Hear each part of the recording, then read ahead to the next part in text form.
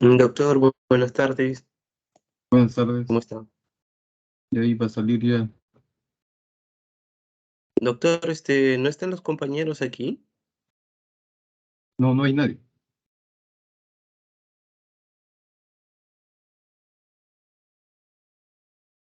Ya hasta las 6:30 estaba, bueno, iba a esperar hasta las 6:25, pero di ahí una opción de 5 minutos más. 6:30 ya doy por concluido ya. Lo que pasa es que me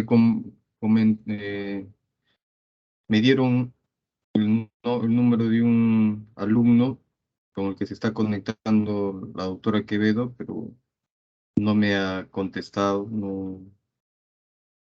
Ya tuve que hacer la programación de la clase ahorita a las 6:20, pero veo que no hay ningún alumno, así que veré cómo dictar la clase pues a las 6:30, Estoy porque llamando no hay ningún ahorita a problema. los compañeros, creo que no, al delegado, doctor. Sí, pues ya doy como concluida ya, pues son 6:30. El delegado, no sé si su número es la doctora Quevedo me mandó un número porque había cambiado de número supuestamente y no me ha contestado lo que le he pedido para hacer una clase entre la tarde y la noche, pero no sé.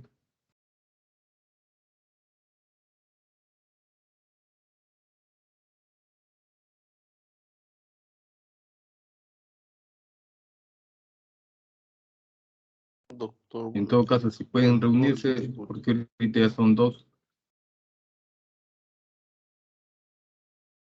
Esperamos, pero 5 minutos y empezamos con ustedes dos, pues entonces. ¿Ya?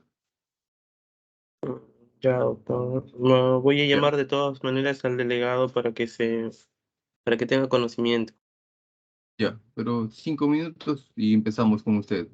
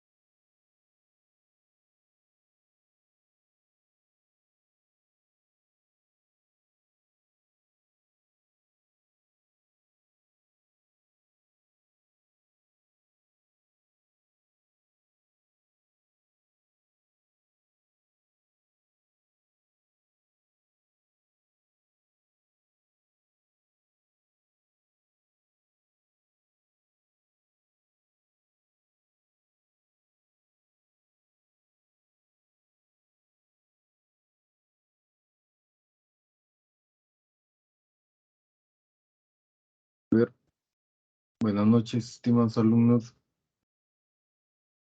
Doctor, buenas noches. Bueno, ahora ya son más.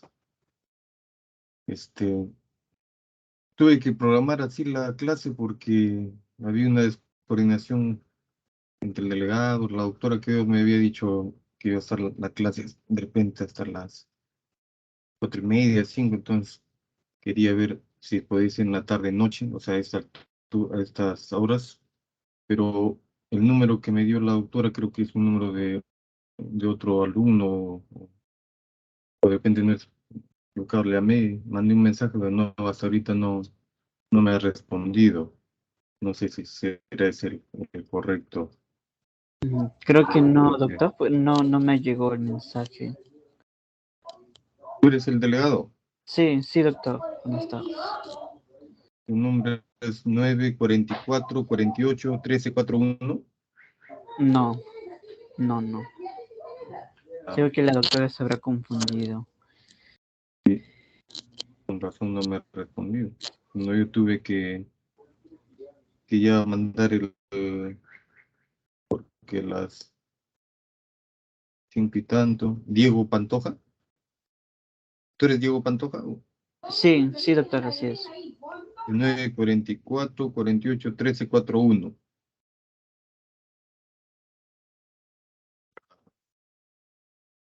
Ese número no es tuyo.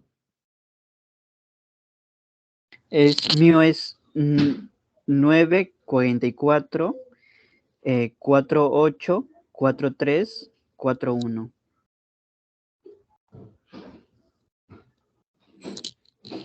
Bueno, ya, ese es un. Me mandó otro. Ahorita le estoy contestando a la autora que me mandó otro número.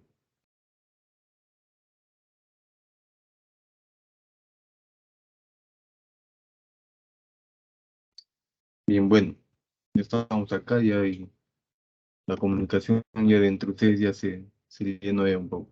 Pues vamos a hacer la parte ya maxilofacial en esta clase, lo que es traumatismos y de tumores y quistes maxilares.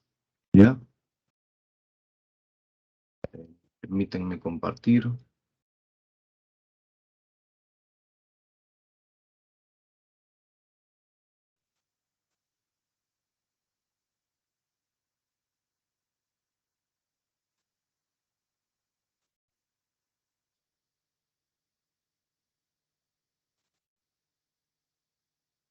¿Ven en pantalla? Sí, doctor, sí se observa. Ya, entonces empezamos. La parte de traumatismos maxilofaciales, lo que nos compete específicamente en nuestra especialidad es la parte de fracturas del macizo óseo, porque las lesiones heridas de partes blandas, lo ideal es que lo resuelva la cirugía plástica y reparadora, lo cual generalmente no sucede, lo hacemos nosotros, ¿no? Salvo que ya sean secuelas después, ya lo maneja cirugía plástica. Pero mayormente, o sea, si es que no hay, o cirugía general en emergencia, pues, ¿no? Si no hay ninguna alteración ósea, no lo manejamos. Solamente cuando hay fracturas ya lo ingresamos y lo hospitalizamos para operarlo. Eh, También en emergencia vemos otros casos con respecto a cuerpos extraños que tengo, al final va a ser como un menú. Y urgencias, que es los abscesos y las infecciones. Pues ahí vamos a ver sobre todo lo que es traumatismo, ¿no? Eso es lo que se pretendía hacer, lo que es el manejo de traumatismos de tejido blando y tejido óseo. Los traumatismos del cuello, la exploración quirúrgica con ligadura de los grandes vasos ya se veía ya desde 1500. Tanto así que después ya en la Segunda Guerra Mundial se proponía que hacer una exploración precoz de algún hematoma cervical ya tenía un porcentaje de disminución de la mortalidad. Cuando hay lesiones en el cuello, lo podemos describir como lesiones de tipo vasculares, lesiones del tracto digestivo, del tracto respiratorio, neurológicas, todo lo que es con respecto a partes blandas. Lesiones vasculares, lo que más frecuente vemos de lesiones vasculares son las yugulares anteriores, que están mucho más expuestas, son de menor calibre y pueden cohibirse rápidamente el sangrado con una simple sutura a veces. Pero si es que hay posibilidad de ser ligadura, lo hacemos la ligadura. Lesiones del tracto digestivo como tal, cuando llegan a la región, yo diría la parte de la hipofaringe, antes de llegar al esófago, sí, porque el esófago está en la parte prevertebral, es algo que sea punzocortante, que el manejo es expectante, ¿no? Lesiones del tracto respiratorio, laringe y tráquea, puede haber lesiones que requieran una traqueotomía para analizar la vía aérea. Lesiones neurológicas de nervios periféricos, de nervios craneales, el nervio vago, el nervio hipogloso, no son muy profundos, pero sí el nervio espinal sí se puede lesionar en un corte, en esa región, la región supraclavicular lateral. En los politraumatismos es necesario tener en cuenta lo que es el soporte vital básico, que consta el ABCD, ¿no? Esto lo evalúan más los emergenciólogos, el personal de SAMU, los que están en el momento del traumatismo. Y nosotros lo vemos en el hospital ya cuando el paciente está estabilizado como tal. Sin embargo, en la parte de la primera, de la vía aérea, a veces lo ideal, lo primerito que se tiene que hacer es permisar la vía aérea. Si necesita una intubación, es preferir primero la intubación orotraqueal que la traqueotomía, porque es mucho más rápido y en manos expertas se hace rápidamente la intubación. La traqueotomía, si un paciente ya entra en un paro, tenemos 3 a 4 minutos en hacer rápidamente la traqueotomía para que no haya secuelas neurológicas. Entonces, este paciente entra en hipoxia. Esto no hacemos generalmente porque el paciente lo intuban, salvo cuando hay una obstrucción severa, que es difícil. Esos casos son muy raros. Con respecto a la ubicación de los traumas, se ha zonificado el cuello. Se pone zona 1, 2 y 3. Zona 1 a nivel clavicular y esternal, desde la clavícula hasta el ángulo mandibular zona 2 y desde el ángulo mandibular hasta base cráneo zona 3.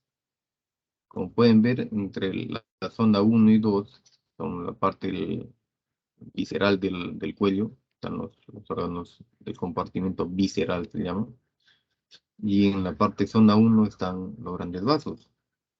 De tal manera que la zona 1 es la que produce mayor mortalidad. Un paciente con una lesión ahí por un proyectil de arma de fuego, eh, es difícil que llegue a emergencia porque el paciente fallece en el acto nada más por lesiones de grandes vasos o del opérculo torácico. Por eso que tiene la protección ahí del esternón, la clavícula, pero igual, un paciente ahí con una lesión arma blanca y que llega ahí también tienen que tener bastante suerte de que llegue a emergencia y le puedan hacer un manejo quirúrgico inmediato. En cambio, la zona 2 es la que es más expuesta, es la más frecuente de las lesiones y que no es mayor, tiene menos mortalidad por la fácil exposición que se tiene, pues, ¿no? La zona 3, como es un intrincado entre la mandíbula y la base cráneo, que es un espacio pequeño, y ahí están todos los espacios, el espacio prevertebral, parafaringio, es de difícil acceso. De tal manera que la mayoría de veces no hacemos eh, exposiciones de esa área. A veces hay proyectil de arma de fuego que no está causando ninguna alteración, queda ahí, porque hacer la misma exploración, el acceso, dañaría más al paciente. Ejemplos acá, por ejemplo, de un paciente con trauma penetrante en el cuello. ¿Qué zonas estarían ahí incluidas?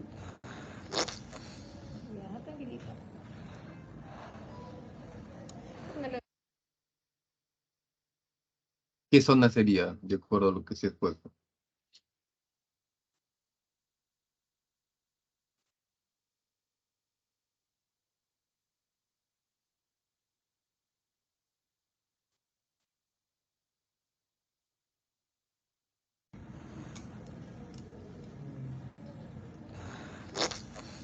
Ya, tranquilita.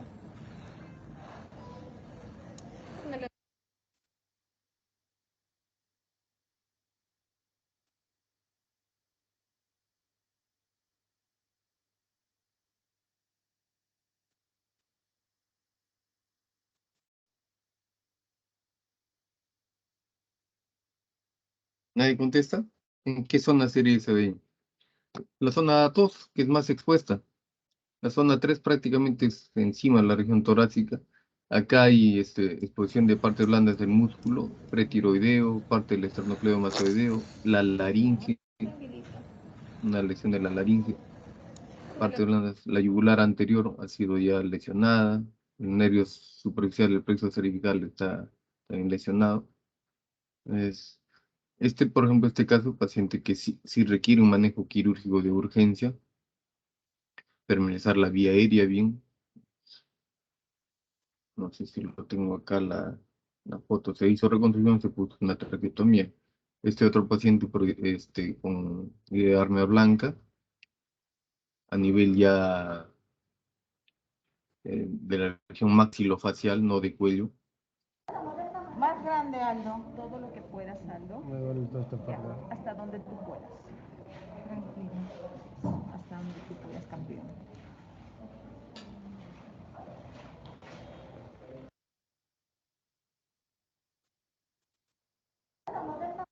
Bien. Entonces, hay un protocolo de manejo, ¿no? Se ve el algoritmo del ATLS, el ABCDE. Luego ya el paciente se evalúa por órganos y sistemas. Es ahí cuando ya nos llaman a nosotros, el emergenciólogo, el luciólogo, el trauma shock. Y nosotros lo que primero pedimos, ¿cuál es nuestro examen básico? Vamos a ver una tomografía. La tomografía del macizo facial, que se puede hacer con reconstrucción volumétrica ósea y plano axial, coronal y sagital. Eso es lo que debemos pedir en los tres planos. Cortes finos, si fuese posible, y sobre todo el macizo óseo, para evaluar si es que requiere un manejo quirúrgico de la fractura, ¿no? Y luego ya hacemos la exploración quirúrgica, el manejo, el tratamiento. Si el paciente está consciente, no tuvo ningún problema, fue un trauma de baja intensidad, no, por ejemplo, un traumatismo por terceros, agresión por terceros, o un accidente deambulando, obviamente viene por emergencia y pasa de frente para nosotros, está estable, está orientado, todo.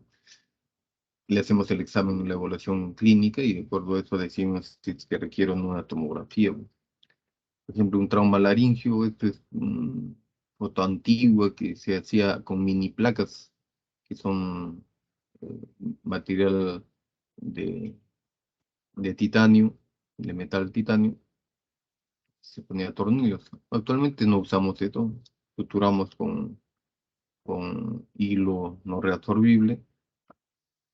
Ejemplo, con un intento de suicidio, se lesiona parte de la parte anterior, el platisma, el pretiroideos y una parte de la tráquea había una fuga, entonces tuvo que hacer una corrección y una traqueotomía para permeabilizar la vía aérea. Proyectil de arma de fuego, intento de homicidio, es causa una lesión tanto de partes blandas como hueso. El paciente tiene que entrar a explorarse, primero a hacer limpieza después de hacer el manejo quirúrgico, se hace limpieza quirúrgica para luego ya hacer el manejo. Traumas severos de alto impacto en accidentes de tránsito, sobre todo. En esos pacientes sí o sí se tiene que hacer una traqueotomía porque la vía aérea está completamente obstruida, hematizada. Es, requiere un manejo quirúrgico de emergencia. Como manifestar las heridas, pueden ser de tejido óseo, partes blandas, Las heridas en tejidos blandos generalmente lo ven en los tópicos de emergencia. Entonces, lo ideal es hacerlo con una buena anestesia, con bastante irrigación, con desinfección y varias veces. Y el manejo de los tejidos necróticos, el debilitamiento tiene que ser conservador, nunca debe ser tan agresivo porque darle chance a que el tejido se reavive, ¿no? La hemostasia, lo ideal es al vaso sanguíneo electrocoagularlo mediante una ligadura. Pero esto no se puede hacer en tópico, ¿no? Una electrocoagulación no existe, electrocauterio ahí. Se comprime o se pone puntos de sutura ahí. El tema es que en la parte de la cara a veces pues hay varias estructuras, por ejemplo el conducto externo, que es el conducto de la glándula parótida, a veces se puede ligar o haberse lesionado en la herida y uno no percatarse, y el paciente viene después con sus secuelas. Las suturas deben hacerse sin prisa, sin dolor, sin sangre, con limpieza, ¿no? Con meticulosidad, o sea, tiene que hacerse en un ambiente adecuado. ¿Y cuál es el ambiente adecuado cuando son las heridas grandes? Sala de operaciones. Siempre se tiene que hacer una profilaxis antibiótica y evaluar el tema del suero antitetánico, ¿no? A veces cuando son sangrados muy profusos, con traumatismos severos, se intenta hacer la ligadura de la arteria carótida externa. Generalmente ya no se hace eso. A veces en tumores sangrantes podemos también hacer, que también actualmente no se hace porque ya existe la embolización selectiva, ¿no?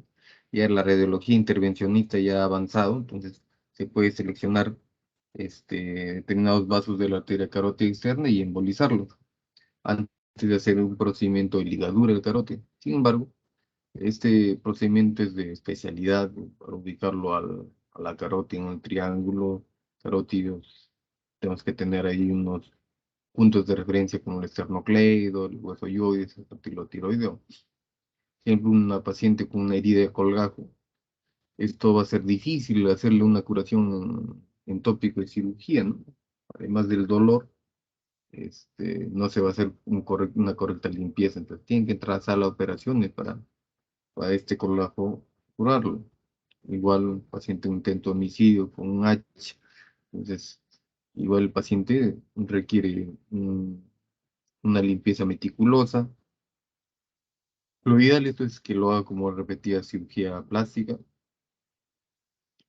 Trauma facial severo, un paciente en construcción, trabajador de construcción, se cae, se le introduce un material de construcción. Esto es una emergencia, una urgencia en realidad, ¿no? Pero que había dudas de que haya compromiso de intracraneal. Por suerte no había el ojo, no había afectado, pero sí había llegado, entrado a la órbita. En el corte axial se tenía la duda de que esto estaba intracraneal, pero en el corte sagital, por eso es que se tiene que pedir los tres cortes, axial, coronal y sagital.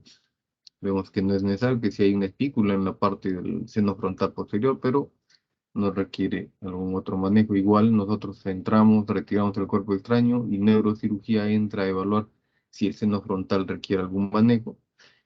Se hace limpieza y a posteriori ya se hace el manejo de algunas secuelas, sobre todo del telecanto, porque el canto está comprometido, el canto interno.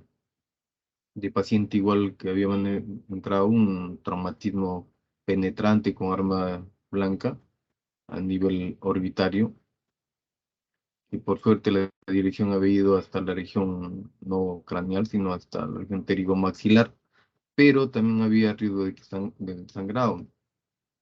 En la tomografía se ve el arma blanca a nivel del piso de la órbita con dirección a la región pterigomaxilar.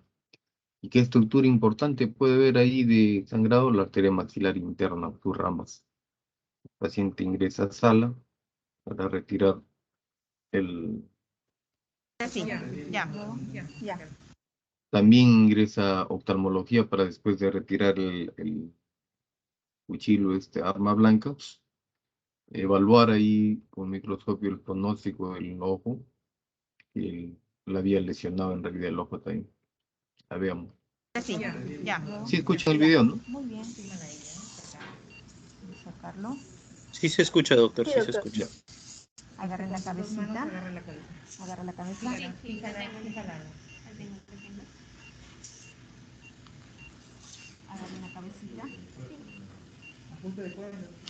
Carajo.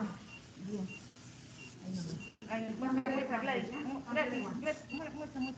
Aquí está. Enséñale también acá. Cambio de guantes. Listo. Esperemos que no sangre. Listo, ahí lo sacamos. Ahí está excelente. Ahí ese es de un plano, este es de otro, de otro ángulo. No va a servir de nada, que te saque la... Sí, está saliendo. Te va a salir. Ahí la doctora Manosalva, nuestra ¿Ya? Sí, creo que... Ya. asistente de nuestro servicio técnico. Fírmala a ella, sacando. No puede con una mano, se agarra con las dos manos. Atrás está el oftalmólogo allá verificando su microscopio. Fíjala, Bien. fíjala. Agarre la cabecita. Ajuste de cuentas. La doctora hace su ajo y cebolla. Muestra aquí. Enséñale también acá. Cambio de guantes.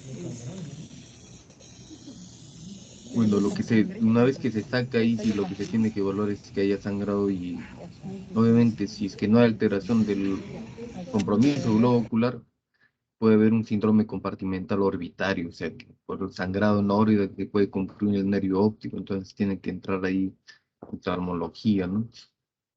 Hacemos un control de daños ahí para ver si es que hay sangrado que se tenga que comprimir, utilizar. Está explorando el piso de la órbita. Ahí está. ¿Estamos? Una aspiradita, doctora. Una chupadita.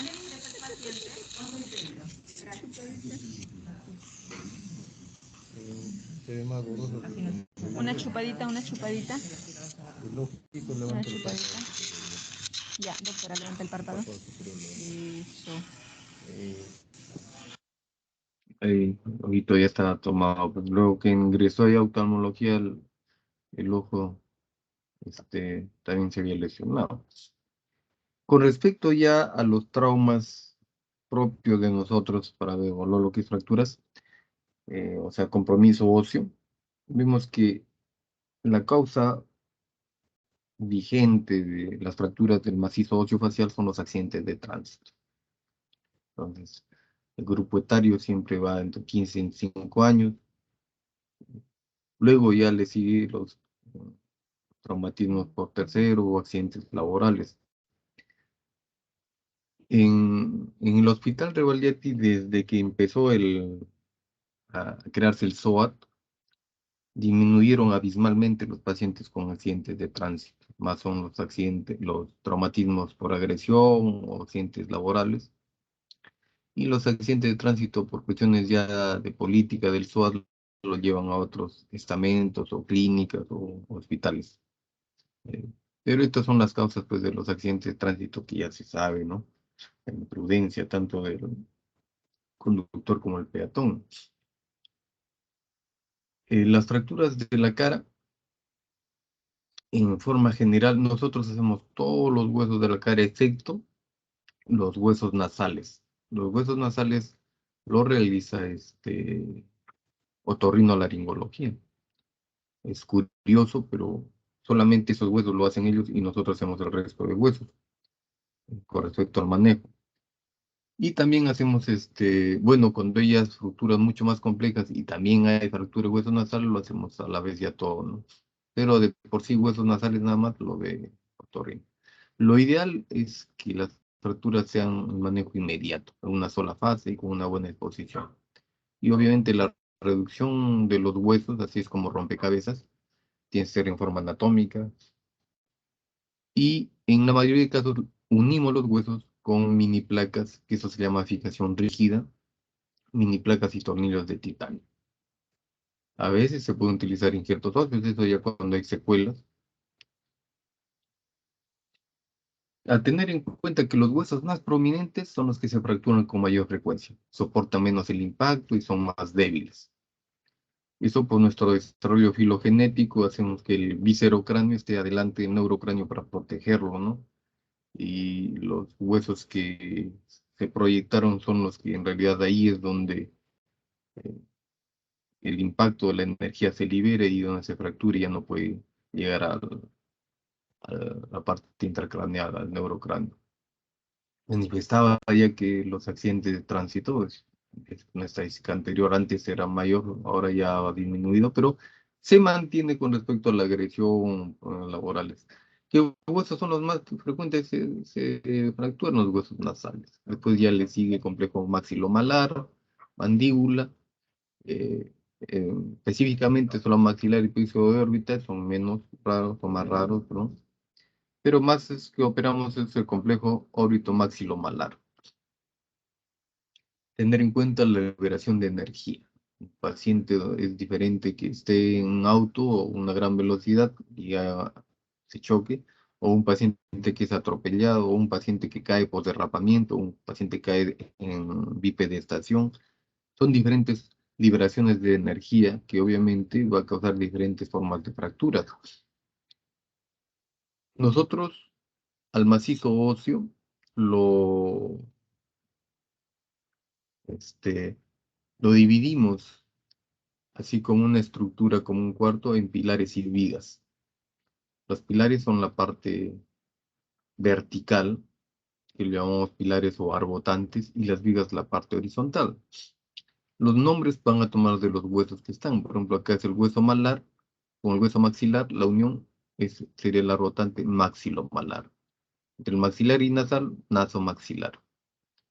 Entre el malar y el frontal, frontomalar. Este rebotante es el más fuerte que tenemos y en que nos sostenemos para hacer las reducciones cruentas más osteosíntesis, así se llama. O sea, la cirugía, el manejo que se hace se llama reducción cruenta más osteosíntesis con mini placa. Eso es cuando entramos y cortamos y exploramos el foco fractural. Luego las vigas tenemos la región supraorbitaria, infraorbitaria, todo el reborde orbitario, los arcos alveolares superior e inferior. A veces, cuando hay traumatismos y donde hay una fractura, pero no están movilizados los focos fracturarios, están en su sitio y tienen una línea de fractura, se puede producir la curación ósea secundaria o indirecta. O sea, no los operamos solamente observación, no tienen ningún déficit funcional, no hay ninguna alteración estética. Se produce el callo óseo. Las fracturas pueden ser inmovilizadas. Nosotros no utilizamos los yesos solamente en las fracturas de huesos nasales, pero lo que hacemos es fijación intermaxilar. Se hace un bloqueo intermaxilar para que el paciente no, sobre todo entre el maxilar y la mandíbula, no haya movimiento. Entonces, esa es la fisiopatología de la formación del callo óseo hasta la remodelación ósea. Como repito, eso hacemos en pacientes donde hay fracturas que están estables y el foco fractural está fijo. En cambio, el otro es la curación ósea primaria directa. Aquí eso lo utilizamos cuando hacemos la fijación rígida con placas y tornillos. Ahí ya no se forma callo óseo, sino que hay una remodelación intracortical.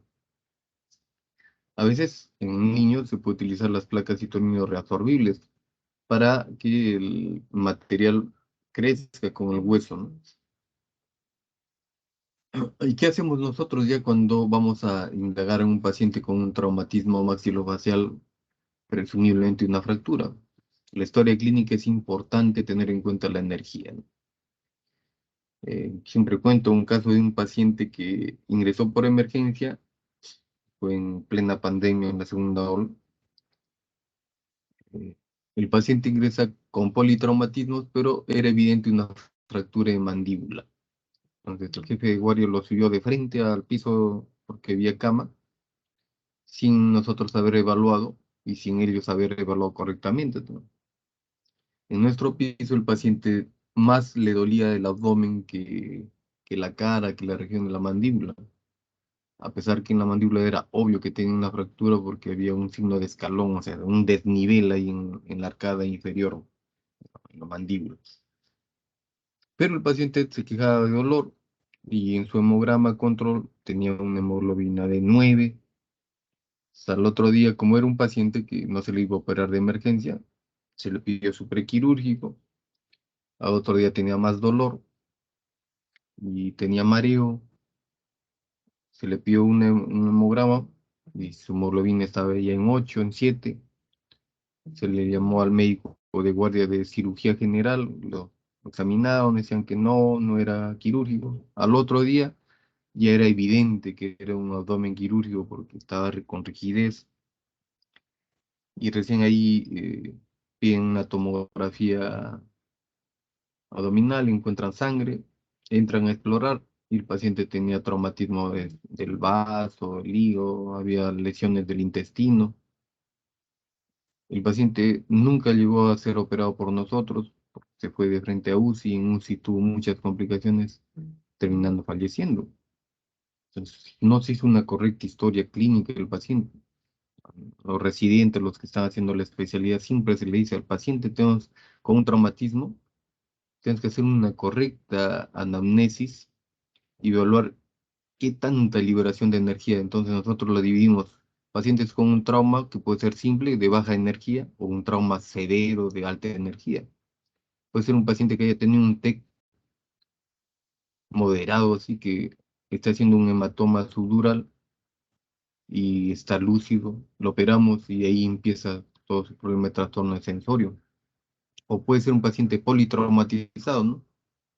Que tiene trauma abdominal, trauma renal, que todavía no se ve bien el cuadro, que tenemos que evaluar para hacer interconsulta las especialidades correspondientes.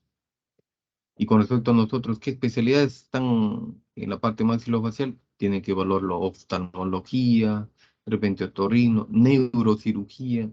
Esa neurocirugía le da de alta, pero el paciente hace después un hematoma. Entonces, todo eso tenemos que hablar y estar seguros antes de operar al paciente. Estos pacientes con fracturas no son una emergencia, lo podemos, de por sí no los operamos inmediato, los operamos a los 7, 10, 15 días, a veces hasta al mes, cuando ya son secuelas. Entonces, en el examen clínico, así como vemos la parte oncológica, nos basamos en los dos pilares importantes, la inspección y la palpación. Con la inspección vamos a tener bastantes datos ya. Simplemente con un paciente acá, no se ve la foto acá, está con una cánula de traqueotomía, es secuelado ya. Paciente que tiene un trauma, estuvo en UCI, pero se ve ya las cicatrices, se ve una distancia intercantal aumentada, eso se llama telecanto. Se ve como hundido la parte ese es el tercio medio, una facies cóncava. Entonces, nosotros ya lo sacamos, ya varias, hay una alteración en el nivel de las órbitas, hay acá un hipocanto, entonces son varios, simplemente con observarlo al paciente. Le pedimos que abra la boca y ahí vimos desniveles. En la palpación siempre tiene que ser bilateral y comparativo un lado con el otro lado. Evaluar intraoralmente, le pedimos apertura oral porque a veces las fracturas de la región maxilomalar se impactan, se hunden y eso choca con la polis coronoides y el paciente no puede abrir la boca mecánicamente. Eso no es como el trismus, como manifestábamos en oncología, en cáncer, ¿no? Sino que mecánicamente no lo puede, o porque hay dolor, impotencia, entonces tampoco se puede. Tenemos que hacer movilidad del hueso maxilar y de la mandíbula para ver si hay foco fracturario. Obviamente, si el paciente está edematizado, hay equimosis, uno no se va a ir y le va a mover con fuerza, pues le va a causar dolor al paciente, ¿no? Es preferible, no, ya tenemos la idea de que ahí probablemente hay un foco fracturario, la tomografía ya nos va a dar un informe de eso. No le vamos a hacer doler al paciente, siempre con cuidado y pensando que nosotros somos el paciente. Entonces ya con un examen semiológico, con el examen clínico, tanto la anamnesis, el examen físico, ya tenemos una idea de que probablemente este paciente con mucha seguridad tiene una fractura en tal sitio. Le podemos decir con nombre y apellido incluso. Pero tenemos que tener una imagen para corroborar y para ver la planificación quirúrgica. Antes se utilizaba la radiografía Water, eso ya no lo usamos en el hospital, pero este sigue siendo un arma en sitios donde no haya tomografía. Acá evidenciamos todos los pilares, todos los arbotantes, todas las vigas, y podemos determinar si hay algún foco fracturario con esta proyección de Waters. Nosotros actualmente en radiografías utilizamos la radiografía de mandíbula o la panorámica, es lo que vamos a ver. Esta es otra proyección donde se puede ver la fractura de arco cigomático y la proyección de Hirsch. Igualmente se puede usar en sitios donde no haya tomografía. La radiografía frontal y oblicuo de mandíbula igualmente. A veces se puede utilizar en cuando está mal ahora el tomógrafo, suficiente. Y esto sí utilizamos la radiografía panorámica o Panor, que nos permite comparar, este es el lado izquierdo, del lado derecho, tanto el maxilar como la mandíbula. Nos ayuda a ver cómo están también la disposición dentoesquelética, o sea, la parte dental y la parte esquelética. Acá, por ejemplo, se ve esquirlas de un proyectil de arma de fuego y fractura de toda la rama mandibular. En la radiografía panorámica y también macizo óseo, nosotros podemos poner los cuadrantes. Este cuadrante superior derecho es el cuadrante 1, el cuadrante superior izquierdo cuadrante 2, el cuadrante inferior izquierdo cuadrante 3 y el cuadrante inferior derecho cuadrante 4. Hacemos cuadrante 1, 2, 3 y 4. En cada cuadrante 4 piezas dentarias, entonces podemos definir la lesión. Una lesión de tal pieza dentaria, de tal cuadrante a tal cuadrante. Y podemos ver también comparativamente cómo manifestamos. Esto si lo utilizamos, todavía sigue vigencia. Y lo que actualmente siempre pedimos, la tomografía con una reconstrucción volumétrica ósea. Un corte axial donde vemos acá la pared anterior del seno maxilar, la unión entre el maxilar y el suelo cigomático, y la pared posterior que está afectada. Es una fractura órbito cigomático maxilomalar. Eso es lo que más frecuente vemos que operamos. Entonces las fracturas lo podemos clasificar. Fracturas de tercio superior, medio inferior. Superior, del reborde supraorbitario para arriba, que prácticamente es el hueso frontal. Y el tercio medio, que es del reborde supraorbitario hasta la arcada alveolar superior. Y el tercio inferior, la mandíbula, ¿no?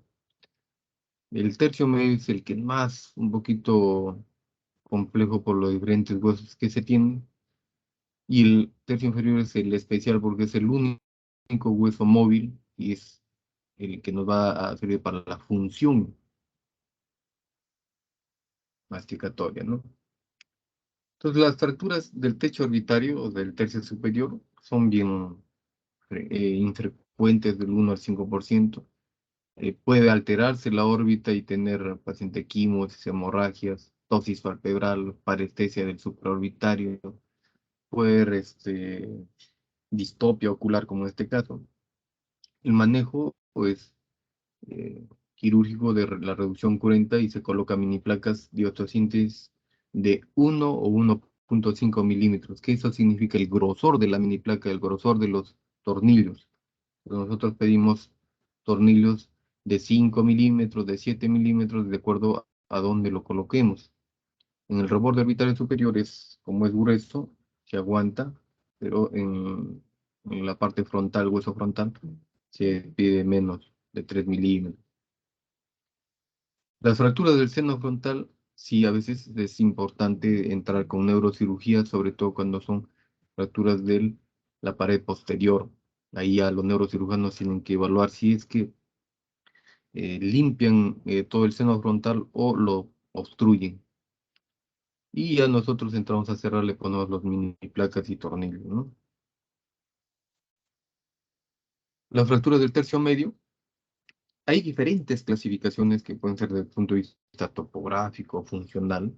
Esta es una de las tantas que hay, que lo pueden dividir el complejo cigomático orbitario, el complejo nasomaxilar, el complejo nasoetmoidal y el complejo dentoalveolar.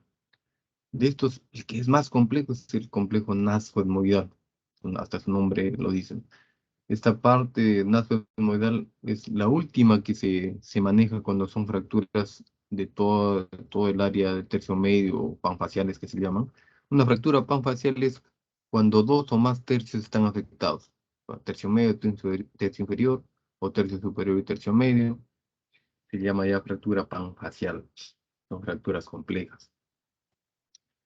Dentro de las fracturas del tercio medio hay unas fracturas específicas que son las fracturas del piso de órbita, que siempre lo vamos a ver, que son las fracturas en bloqueo.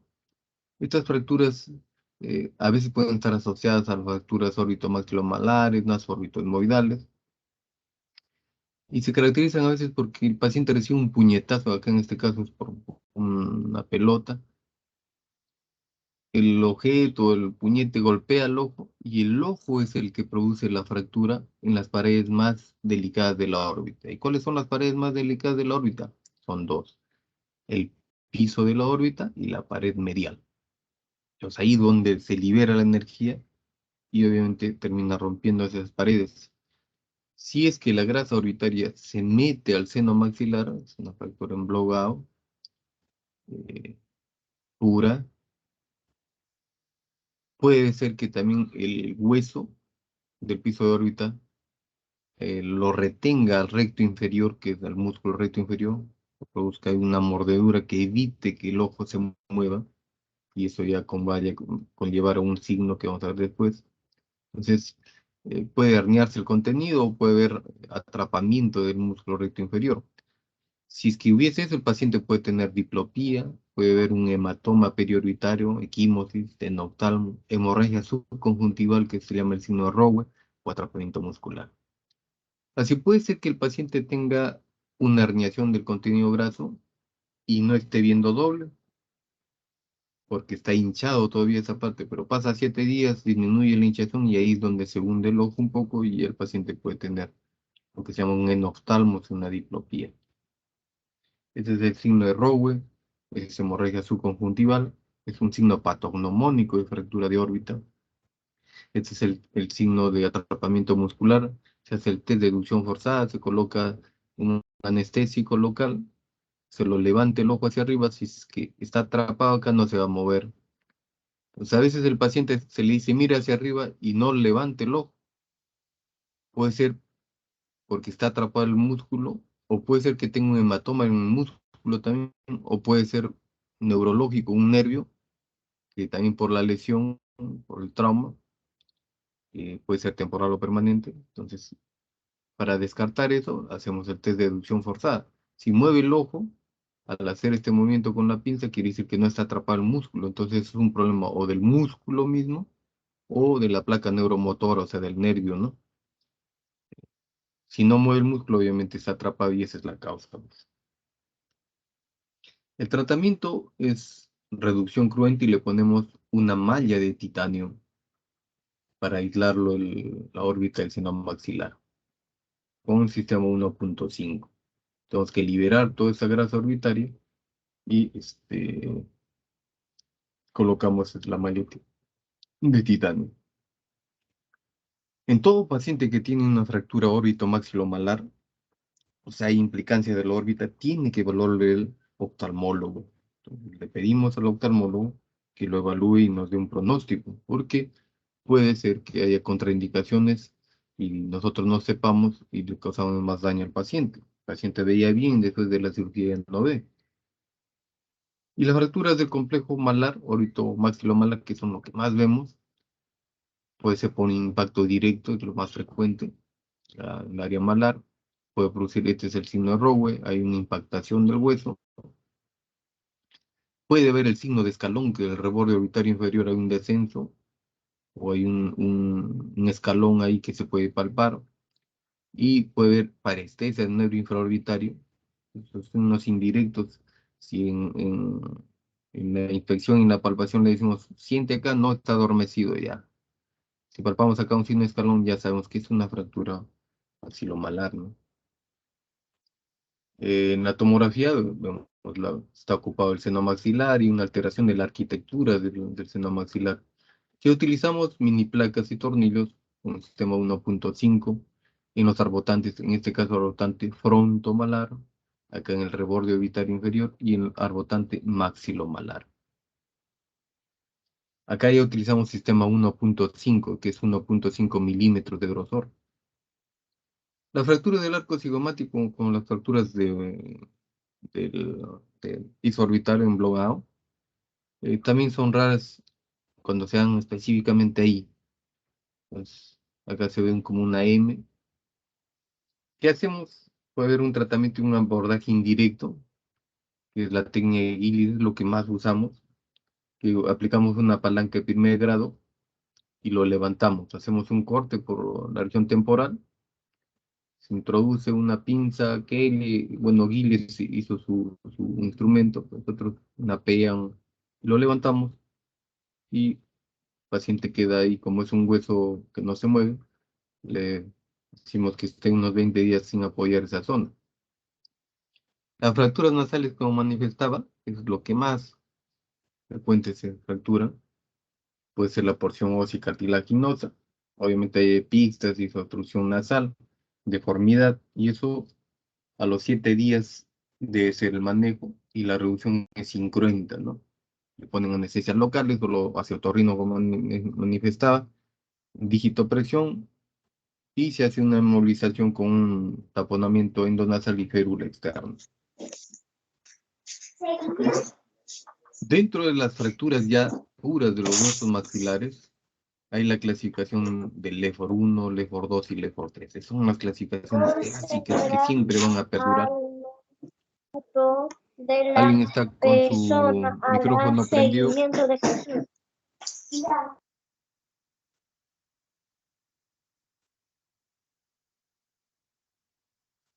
Ya, están con el micrófono prendido justo una futura cirujana de cabeza y cuello que va a hacer las clases.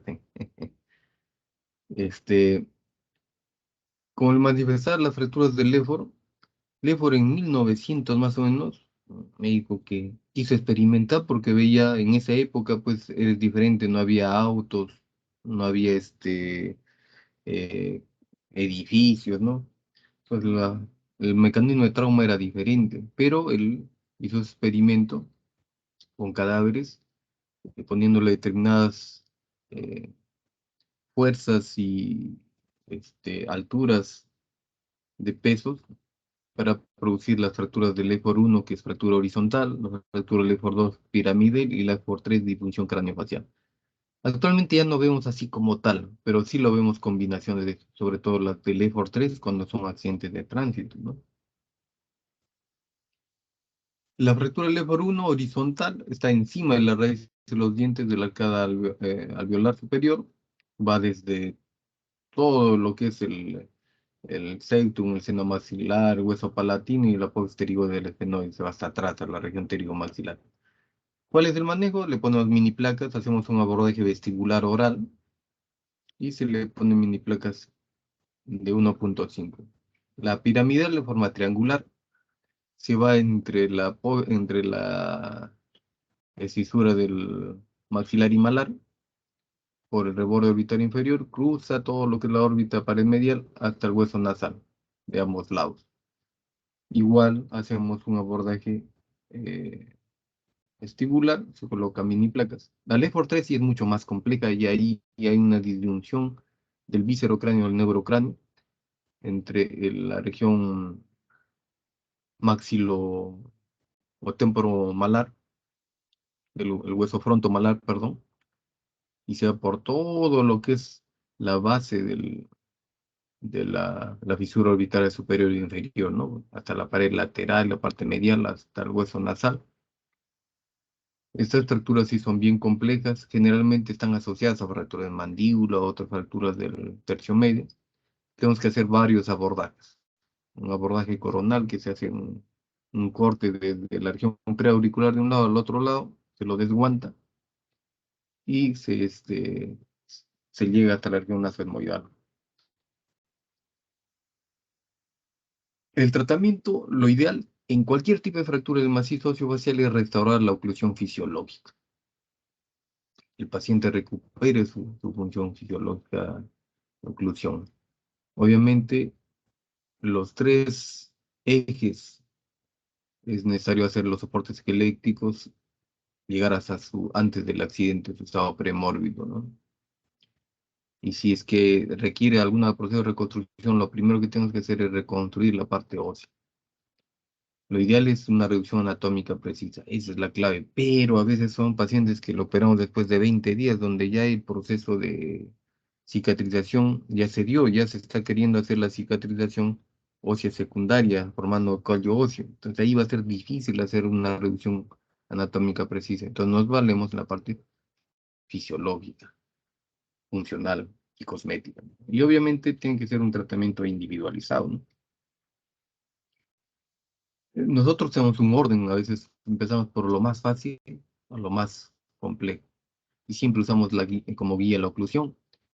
Generalmente estabilizamos la mordida con la mandíbula y el arco mandibular y el arco maxilar. Y vamos ya desde afuera hacia adentro. Lo último que se hace es la parte órbito-nasoetmoidal, que es la parte más compleja, la más complicada y la que tiene más complicación, más difícil. Este es un abordaje coronal, o una región nasoetmoidal. Acá se ve múltiples placas que se utilizan en el tercio medio, en el tercio superior.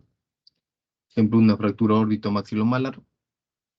A ver, díganme acá qué arbotantes están implicados. En el arco cigomático lateral derecho, doctor. Ya, muy bien. ¿Qué arbotante correspondería a eso? Si es que le podemos hacer desde el punto de vista maxilofacial. Acá, ¿qué arbotante sería este de acá que estoy señalando con la flecha? Que va desde el frontal al malar. El arbotante frontomalar. Acá ven una fractura, miren. ¿Qué arbotante más está implicado ahí? A ver. Naso malar, doctor. Hueso malar. Esta es la parte nasal y esta es la parte malar, ¿no?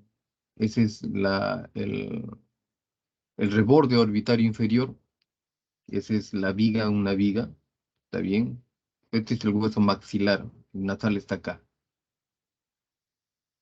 A ver, otro compañero, a ver qué arbotante más está ahí implicado.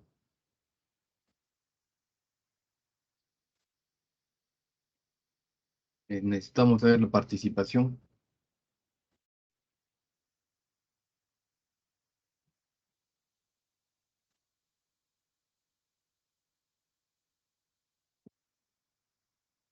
Nada, no hay nadie. Creo que estamos entre los dos nada más. ¿O no? Ah, no. Sí hay. No. ¿Qué dicen? A ver. Ayumi, Pérez Acuña, Brian, Pérez Acuña 1, Pérez Acuña 2. ¿Qué dicen los hermanos? Este es otro arbotante, mire que acá hay una fractura malar y maxilar, es el arbotante maxilomalar. Lo que más frecuente, vamos a ver que los que se afectan, ¿qué arbotante? El arbotante maxilomalar, porque se impacta, se hunde el hueso malar, el pómulo se hunde. Entonces, como se hunde, quiere decir que la base de eso está rota, pues, ¿no? Entonces, para que haya una impactación del cuerpo malar, por lo menos tiene que haber 3 sitios de fracturas de uniones en las uniones de los huesos. Acá en la unión con el hueso frontal, con el hueso maxilar y con el hueso cigomático. Y en la parte posterior, en la parte de la tuberosidad del esfenoides. Pero acá como mínimo tiene que haber 3. Acá hay una fractura órbito cigomático maxilomalar. ¿Ya? Pues estos son los arbotantes que generalmente vemos. Entonces, ¿qué hacemos? Hacemos un abordaje acá subciliar, se le llama, pues de la, este, de las pestañas, la parte inferior, y se coloca las mini placas de 1.5. Y también en la cavidad oral se pone vamos a ver en otro caso, se pone una mini placa. Acá, por ejemplo, es un paciente que ya, como tiene una fractura nasal, ya le pusieron ya su yeso, su férula ahí, pero tiene otras fracturas acá. ¿Qué arbotante sería? A ver, hagamos un recordaris para retroalimentar.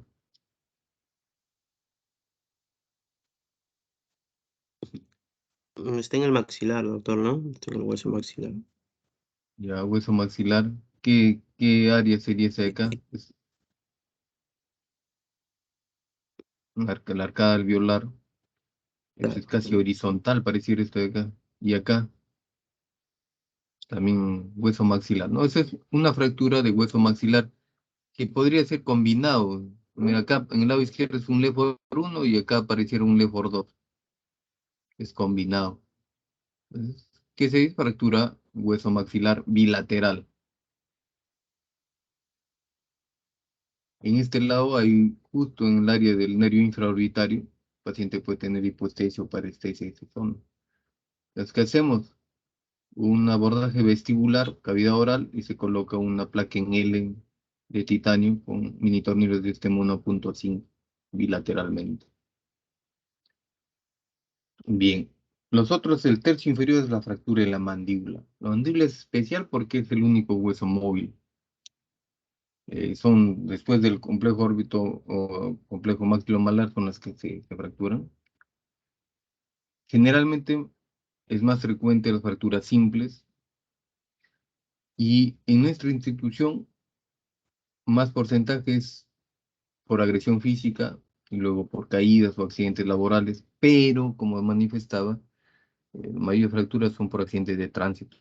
En nuestro hospital llegan más por agresión física. Y este es el grupo etario.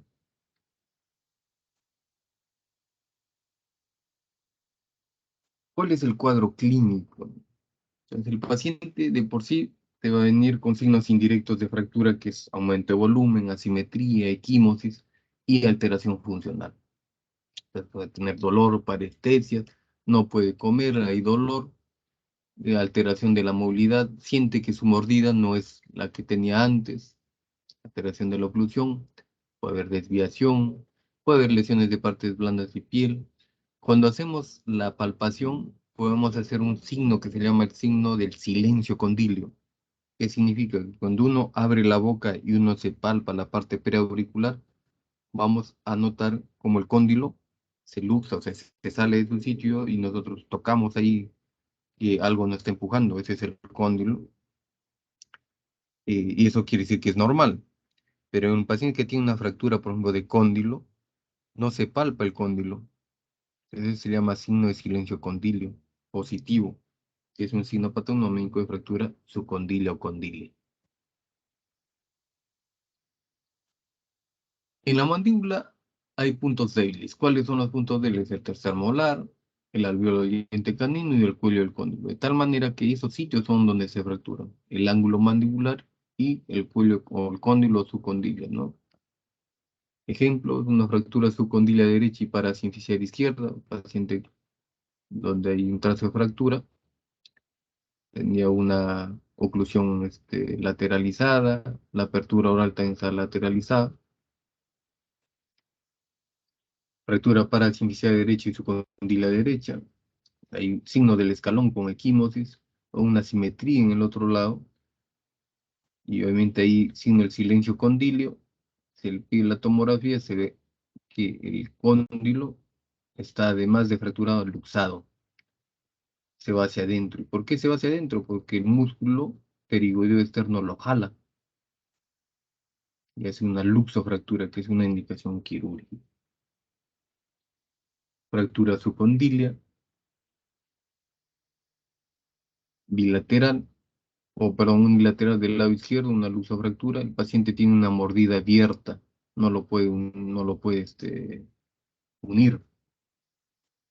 Entonces es otro signo indirecto. Trauma severo, ya es, además del tercio inferior y el tercio medio, hay posición de partes blandas, una fractura compleja. Fractura del cuello cóndilo, fracturas complejas mandibulares donde hay más de dos trazos y el paciente de repente la lengua lo puede llevar hacia atrás y va a requerir una intubación orotraqueal. Fractura de ángulo y parasinfisiaria, ya acá asociado a una fractura de coronoides. Acá fracturas subcondilias y en ángulo contralateral, un paciente que le hace un impacto, un golpe en la región del ángulo mandibular y se distribuye la energía contralateralmente al otro cóndilo. Entonces, un paciente que tiene un golpe en el cóndilo, hay una asimetría, perdón, un golpe en el ángulo mandibular en un lado de la mandíbula, y hay asimetría, dolor, y probablemente ahí hay una fractura, tenemos que ver la parte contralateral. Se recibió un golpe fuerte con un puño o una patada. Tenemos que examinar el cóndilo del otro lado, contralateral, para ver si es que tiene una fractura ahí que no se está todavía manifestando. Y obviamente la radiografía panorámica es importante para comparar. Hay una clasificación en base al trazo de fractura, en base a la región anatómica y en función a su dentición. Al trazo de fracturas, si es que están cabalgados o no, son fracturas favorables o desfavorables. Dentarios, si es que hay dientes entre el foco fracturario, si hay uno o si no hay ninguno. Las fracturas de la región del ángulo son las más frecuentes, luego siguen las subcondiles. Ejemplos, acá hay un paciente donde ya se le está haciendo un bloqueo intermaxilar, se llama, para poner la osteosíntesis. Acá una fractura de ángulo ya colocado sus mini placas.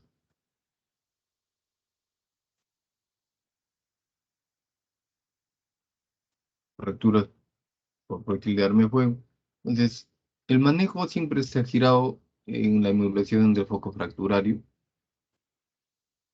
Y el objetivo principal es que el paciente empiece a masticar, a comer, a hablar como si estuviera antes del accidente.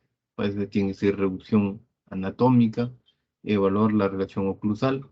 A veces son pacientes que de por sí antes del traumatismo ya tenían alterado su oclusión y nosotros pretendemos llegar a una oclusión fisiológica y no es la correcta, entonces cometemos errores. Tenemos que decir al paciente, por ejemplo, a veces están con los dientes chuequitos, no son mesializados, tiene alteración ahí dentoesquelética de por sí antes del traumatismo, en el estado premórbido. Y si el paciente dice, sí, así ha estado, entonces tenemos que recuperar su oclusión anterior, no tratar de mejorar su oclusión. Y se fija la estructura, puede ser una fijación rígida o puede ser también esperar una cicatrización secundaria. Siempre es importante controlar las posibles complicaciones. Para eso es necesario saber algo de biomecánica mandibular. Cuando hay un foco fracturario, puede ser que los músculos masticadores o depresores hagan vectores de fuerza que condicionan que la fractura sea favorable o desfavorable. Favorable si es que se unen los huesos, las partes del foco fracturario, y desfavorable si es que tienden a separarse.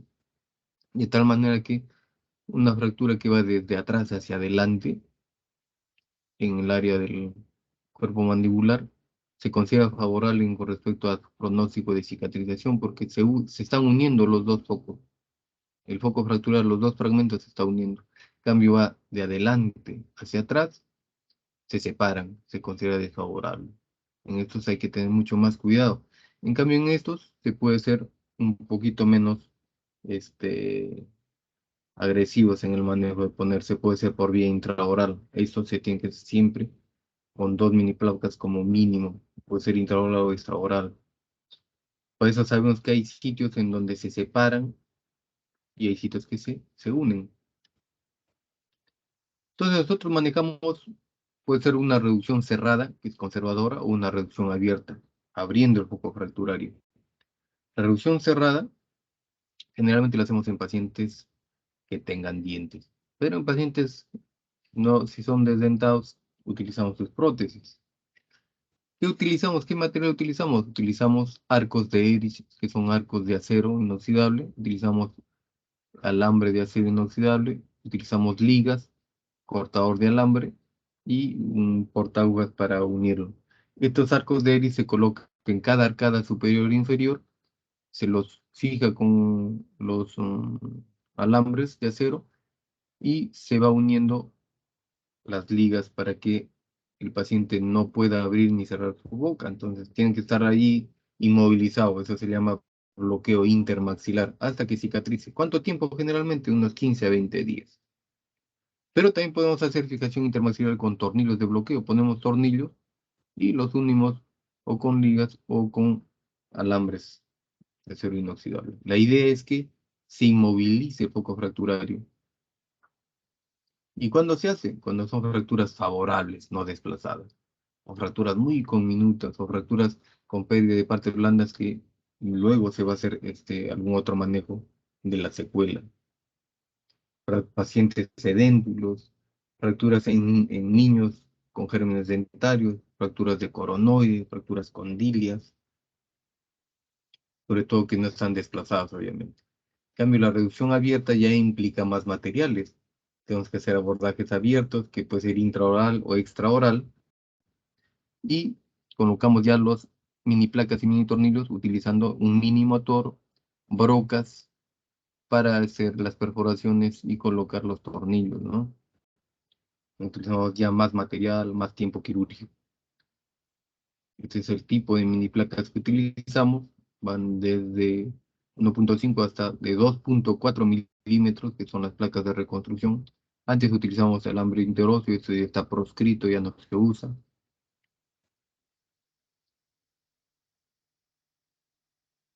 Tiene sus indicaciones, sobre todo en fracturas desplazadas, desfavorables, ¿no? O múltiples faciales, fracturas panfaciales desplazadas, subcondilias desplazadas.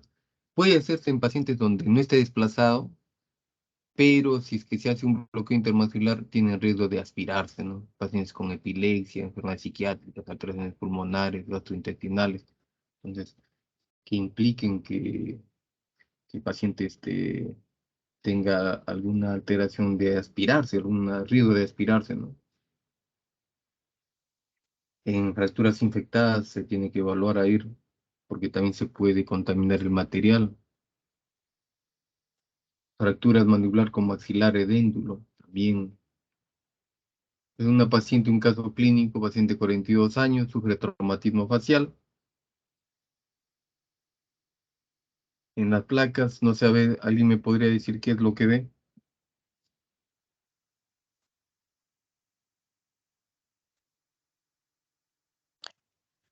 Doctor, una fractura, ¿no? Del maxilar inferior, ¿no? Ya, ¿a qué altura? Topográficamente, ¿cómo lo podríamos? Acá está la fractura, ¿no? Sí, sí, doctor. Ujú. Ya, este es parasinficiario derecho. Ya, acá en la tomografía en la axial, ¿qué se ve ahí? Es un corte axial donde ven acá, miren. A ver, le escucho, le escucho. Doctor, veo una asimetría del lado lateral derecho con el izquierdo, ¿no? Con una pérdida, me parece que hay una pérdida de la continuidad del arco cigomático izquierdo Ah, ya. y Ese es, también sí, y sí, creo que también se aprecia que el cóndilo, ¿no? Está, sí, no se encuentra, ¿no? Parece que hubiese sí, una no, sí hay. luxación. Acá sí, acá sí se ve el arco cigomático, acá no. Es porque está la provisión, cuando lo han hecho la tomografía, no está simétrico. Eso no quiere decir que no tenga apoyo cigomática, sí tiene, solo que no está justo en el exacto el corte, ¿no? No está simétrico. Mm, Pero lo que sí se ve una alteración anatómica es el cóndilo. El cóndilo, por ejemplo, acá también que está en otra posición, no está en la misma posición porque no es simétrico. Acá el cóndilo debería, entonces el cóndilo debería estar doblado para acá, o sea, que venga así. Entonces acá se nota que está fracturado y luxado, no está en su sitio, no está en la fosa glenoidea como acá. Igual se ve acá en la radiografía panorámica, el cóndilo. Este es el cóndilo del lado derecho, mira, vean, como un dedo acá.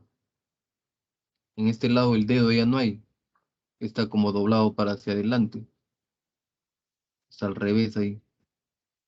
Entonces es una fractura parasinficial de derecho y contralateralmente se ha hecho una fractura subcondilia, o sea, del lado izquierdo. ¿Qué se hace? Se hace un bloqueo intermaxilar, pero temporal nada más para la cirugía, lo que se hace también en los manejos conservadores cerrados, pero esto es simplemente para se estabilice la oclusión. Y se pone dos mini placas de sistema 2.0. A cada lado de la fractura se pone dos tornillos y en la región del cóndilo se coloca en su sitio el cóndilo y se coloca una mini placa.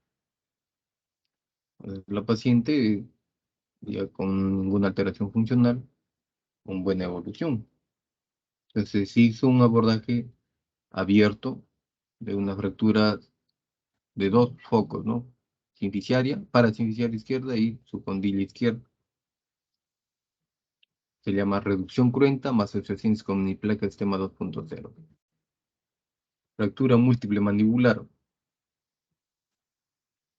Este paciente hasta además tenía fractura maxilar acá, pero que no estaba también desplazada, no había ninguna alteración funcional, pero sí había acá una fractura subcondilia alta, se llama, está bien alta, del lado derecho, y en el lado izquierdo también una fractura condilia y una fractura acá del cuerpo que, no que estaba alineado, no era desfavorable.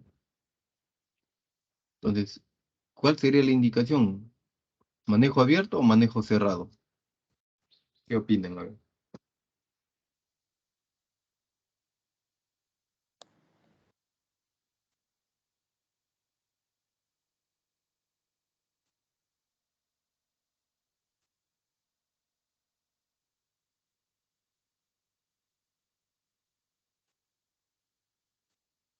¿Podría ser cerrado, doctor?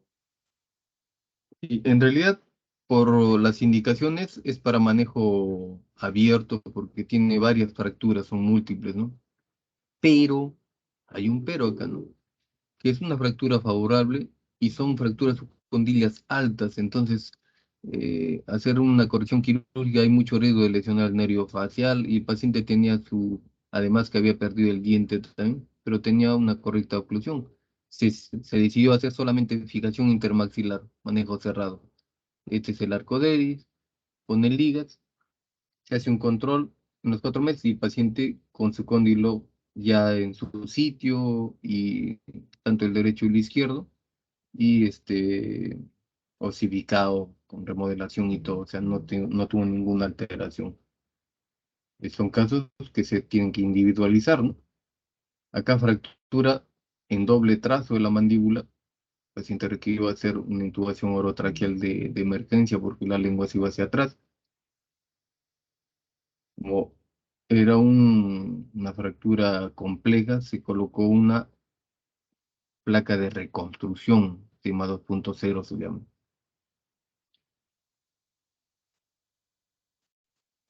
Y este es un caso complejo donde hay partes blandas y tejido óseo comprometido, ¿no? Se tuvo que hacer reconstrucciones primero, se puso mini placas y se puso colajos locales para reconstruir la zona, tanto del músculo temporal superficial y cerca del pectoral, para reconstruir esa zona de la parte del labio, la región geniana, y la región mentoniana y el hueso. Después ya se tenía que poner una prótesis de pabellón auricular. Un caso que se tiene que reconstruir en varias etapas, paciente con un derrapamiento.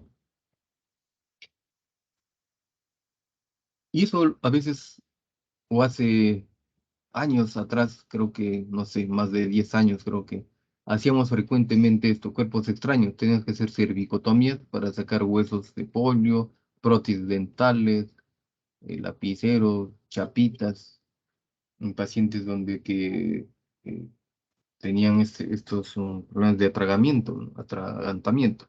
Actualmente ya con la endoscopía y tienen bastante ya más técnica, los aparatos más sofisticados, ya no hacemos estos, en la endoscopía digestiva nomás ya lo retiran todos estos cuerpos extraños. O sea, que es muy, muy, muy raro. Salvo las pilas que a veces en niñitos, que sí tenemos que entrar, pero es muy raro. Es otra urgencia que también solíamos tener. Bien, eso es con respecto a la clase de traumatismo. Tumores y quistes maxilares es una clase rápida. ¿Qué les parece? 5 minutos, descansamos y continuamos. 21, media hora, 20 minutos la otra clase.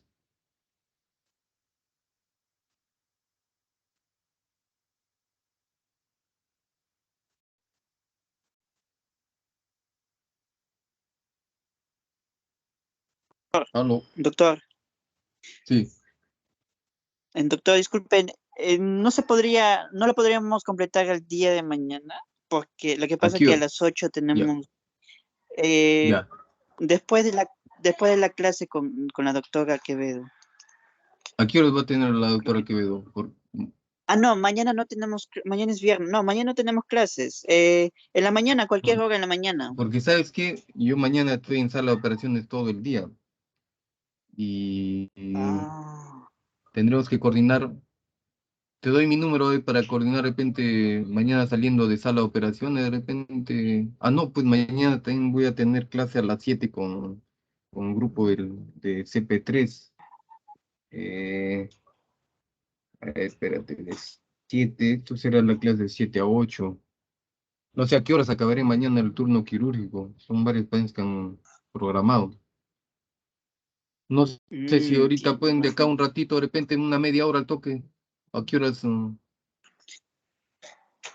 que pasa es Ah, que a las 8 tenemos ya, ¿hasta qué clase horas? de caso clínico. Una hora nomás será, supongo. Si no, Hasta de las 9. repente de 9 a 9 y media, pues hacemos Sí, normal, tú me doctor. avisas. Sí, Mejor normal. Yo para le de aviso una vez concluir, mejor cuando terminamos. para concluir mejor porque mañana de repente no tengo o sea, no sé la hora fija. Ya, doctor. Yo le aviso cuando terminamos. Entonces, seguro que a las Ya, 9 terminaremos. ¿qué les parece si tú me avisas y de acuerdo a eso ya vemos si es hoy día o mañana, pues? ¿Ya? Ya, doctor. Te, te Yo doy mi le número, aviso cuando terminamos. Ya está bien. te doy mi número, a ver, A ver. 998-74-5775. 99874 5775. 5775. Ya. ¿Ya? Ya, doctor, está bien. Entonces nos saben, coordinamos y me dice a ver si es que hoy día a las 9 9 y tanto, o si no ya mañana, pues. Ya, doctor, ya está ¿Ya? bien. Listo, listo Ya, ya. doctor, está bien. Vamos. Gracias.